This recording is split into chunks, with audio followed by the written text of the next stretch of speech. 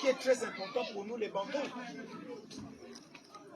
Autant je suis heurté d'entendre dire que Komilog a dit que par tombe, il va donner 300 000 par tombe. Mais ce n'est pas normal. On ne peut pas accepter ça. Parce que la tombe, là, il y a tout un rituel. On ne prend pas la tombe comme ça et puis on va mettre là-bas et puis c'est fini. Il y a plein de choses à faire, M. Kanza. 300 000, non. Dans ce type de situation, quand une entreprise réagit comme ça, elle doit prioriser l'emploi des jeunes, trouver le travail aux jeunes de l'endroit où il a trouvé sa richesse. Parce que s'il a quitté l'Europe là-bas, et Ramet, vous venez jusqu'ici à travers Komilog, c'est bien qu'il a trouvé le bonheur ici, non? Ouais. Mais pourquoi ne pas faire travailler les enfants des gens que tu trouves ici où tu prends le manganèse? C'est la moindre des choses. Ouais. Ce point fait partie du cahier de charge. Lui-même l'avait promis d'employer. C'est important et il ne faut pas lâcher là-dessus.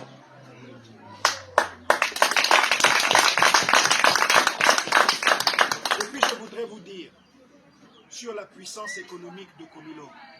Parce que je vous ai dit, ça n'a rien de politique. Hein.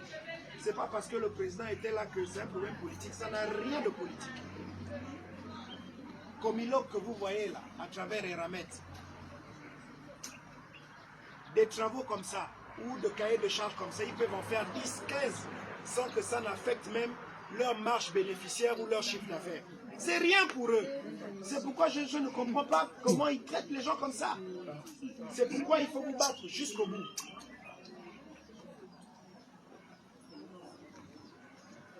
Il y a donc un certain nombre de points à respecter, mais comme je vous l'ai dit, ça va peut-être être long et compliqué, parce qu'on a en face de nous Komilog. Mais il ne faut pas que nous désespérions, et il ne faut pas qu'il y ait le doute, parce que c'est ce qu'ils veulent. Je me suis amusé à discuter avec des amis qui vivent à l'étranger, et j'en ai même discuté avec certains de vos représentants, parce qu'il n'y a pas que les mines au Gabon, hein. Il y a des mines partout, au Sénégal, en Côte d'Ivoire, etc. Et c'est toujours la même logique. Ils arrivent avec leur multinationale, ils voient des choses, et puis ils doivent respecter un certain nombre de choses. Mais il faut aller voir ce que Komilog, enfin, Eramet, et aller faire dans les autres pays. Par exemple, au Sénégal, ça n'a rien à voir avec ce que j'ai vu en voiture.